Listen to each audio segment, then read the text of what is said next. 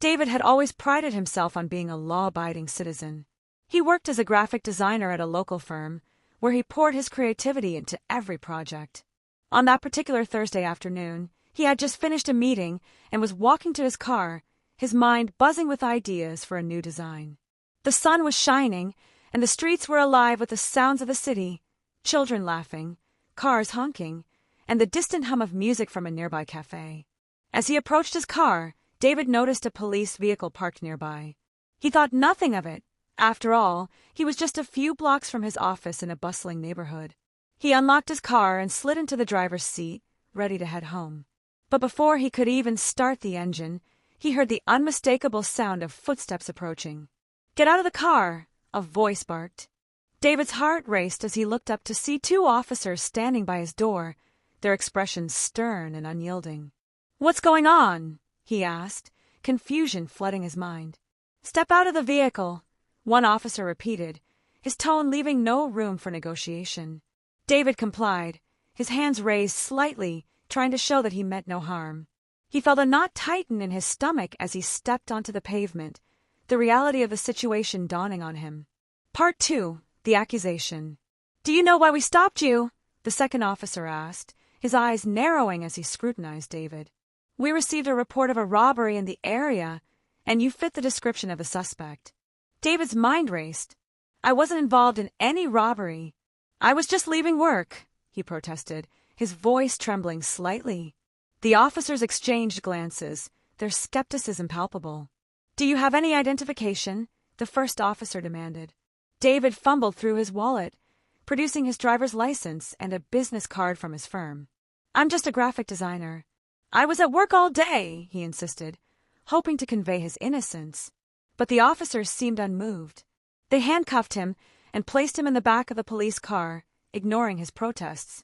"You'll have a chance to explain yourself at the station," one officer said dismissively. As the car pulled away, David felt a wave of disbelief wash over him. How could this be happening? He was a law-abiding citizen, yet here he was, being treated like a criminal. Part 3. The booking process. At the police station, the atmosphere was cold and sterile. David sat in a small holding cell, the harsh fluorescent lights flickering above him. He could hear the distant sounds of officers chatting and the clatter of paperwork being shuffled. Time seemed to stretch endlessly as he waited for someone to explain what was happening. After what felt like hours, an officer finally approached him. "You're being charged with robbery," he said flatly, as if delivering a routine message. "You'll be arraigned in the morning." David's heart sank. "This is a mistake. I didn't do anything wrong," he exclaimed, desperation creeping into his voice. The officer shrugged, clearly uninterested in his claims of innocence. "You'll have your day in court," he replied before walking away. As David sat alone in the cell, he couldn't shake the feeling of helplessness. He thought about his family, his friends, and the life he had built. How could he explain this to them? The weight of the situation pressed down on him, and he felt a mix of anger and fear. He knew he needed help, but who would believe him?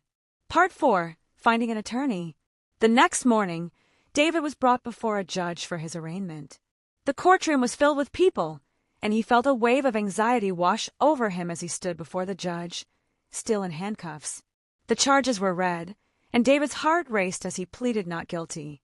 After the hearing, he was assigned a public defender, but he felt uneasy about the representation he was receiving. He needed someone who understood the complexities of racial profiling and could fight for his rights. That's when he remembered Sarah, a friend from college who had gone on to become a passionate civil rights attorney. David reached out to her, explaining his situation and the injustice he was facing. Sarah listened intently, her heart aching for her friend. "I'll take your case, David," she said firmly. "We're going to prove that you're a victim of racial profiling, and we'll fight for your freedom." As they met to discuss the details of the case, David felt a glimmer of hope. Sarah was determined and knowledgeable, and he knew she would do everything in her power to help him. Together, they began to strategize. Sarah laid out a plan to gather evidence that would support David's claim of racial profiling. "We need to show that this isn't just an isolated incident," she explained. "We'll look for patterns in police behavior in this area, and we'll gather testimonies from witnesses who can corroborate your account." David nodded, feeling a sense of relief wash over him. "I just want the truth to come out," he said, his voice filled with determination. "I didn't do anything wrong, and I can't believe this is happening to me." Sarah assured him, "We'll make sure your voice is heard.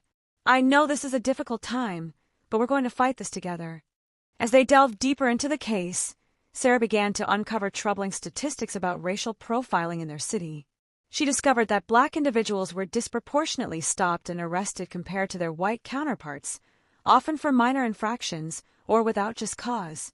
This information fueled her resolve to prove that David's arrest was not an isolated incident but part of a larger systemic issue. Over the next few weeks, Sarah worked tirelessly to build David's defense. She reached out to community members, seeking witnesses who might have seen the arrest or had similar experiences with the police. However, she quickly encountered a significant obstacle. Many potential witnesses were hesitant to speak out against law enforcement. At a community meeting, Sarah addressed the crowd, her voice steady and passionate. "I know that many of you have faced similar situations, and I want to hear your stories. We need to stand together to challenge the injustices in our system." A few individuals approached her after the meeting, sharing their experiences of being stopped or harassed by police. One woman, Angela, recounted how she had been pulled over for a broken taillight, only to be questioned about her whereabouts and intentions. "I felt like I was being treated as a criminal for just driving home," she said, her voice trembling with emotion. Sarah listened intently, taking notes and gathering information. "Thank you for sharing your story, Angela.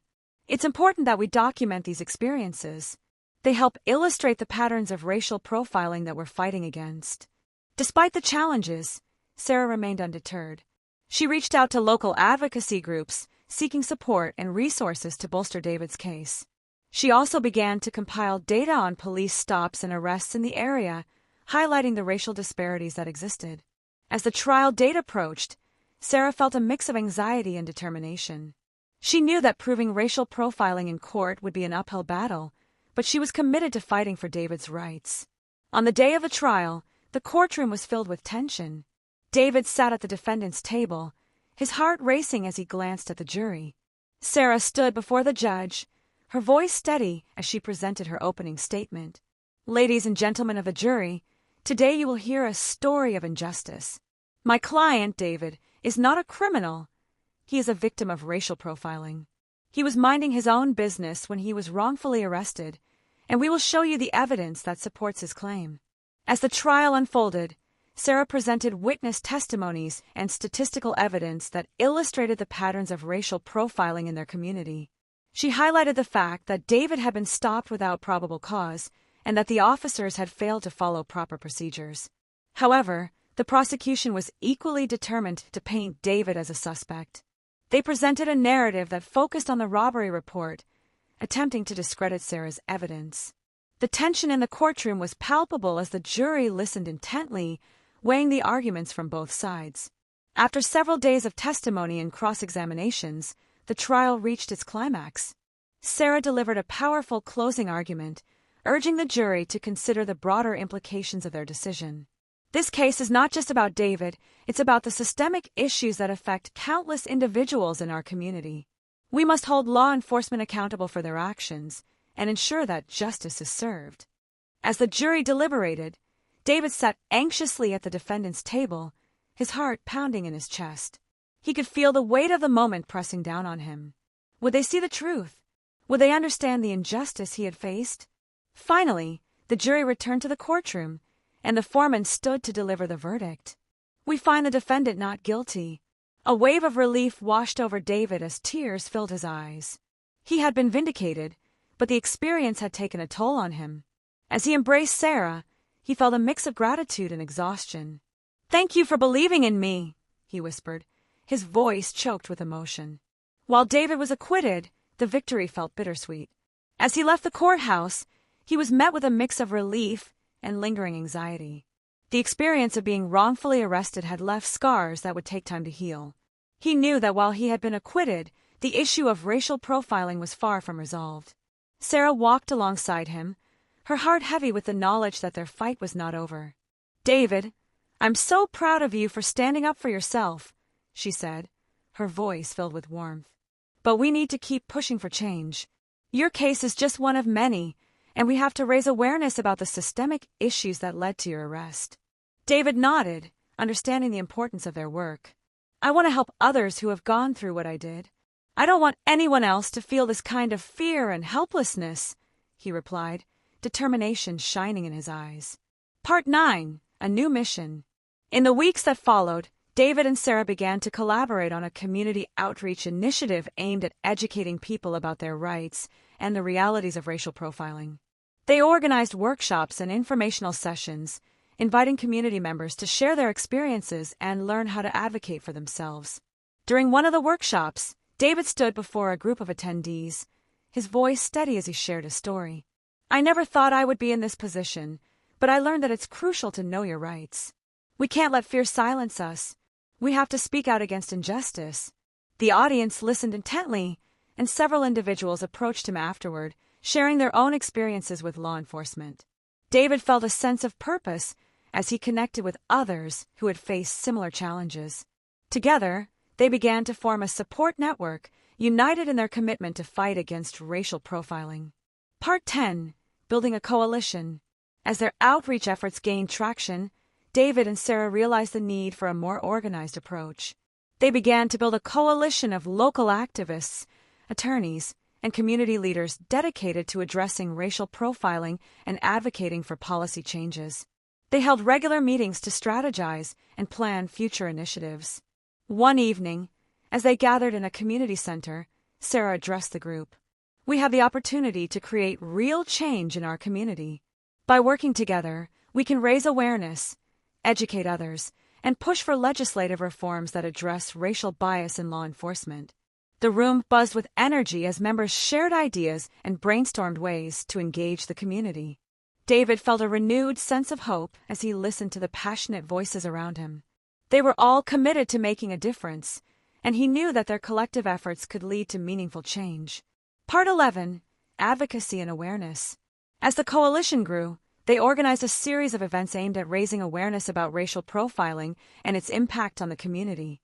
They hosted panel discussions featuring experts in criminal justice, law enforcement, and civil rights, providing a platform for open dialogue and education. David took on a leadership role within the coalition, using his story as a catalyst for change. He spoke at schools, community centers, and local organizations, sharing his experiences and encouraging others to stand up against injustice. "We have to be the change we want to see," he often reminded his audience. "Our voices matter, and together we can make a difference." The coalition also began to advocate for policy changes at the local level, pushing for measures that would require law enforcement agencies to implement training on racial bias and establish accountability mechanisms for officers involved in profiling. Months passed, and the coalition's efforts began to gain attention from local media. David and Sarah were invited to speak on a popular radio show, where they discussed the importance of addressing racial profiling and the work they were doing in the community. As they shared their message, David felt a sense of empowerment. "This isn't just about my story, it's about all of us. We need to come together to challenge the systemic issues that affect our communities," he said passionately. The response from the community was overwhelming. People began to reach out, sharing their own stories and expressing their support for the coalition's mission. David and Sarah knew they were making an impact, but they also understood that the road ahead would be long and challenging. With growing support, the coalition decided to take their advocacy efforts to the next level. They organized a rally at the City Hall, inviting community members to join them in demanding legislative reforms to address racial profiling. The event was designed to raise awareness and put pressure on local lawmakers to take action. On the day of the rally, the atmosphere was electric. David stood at the podium, looking out at the crowd of supporters holding signs that read, "End racial profiling and justice for all." He felt a surge of pride and determination as he prepared to speak.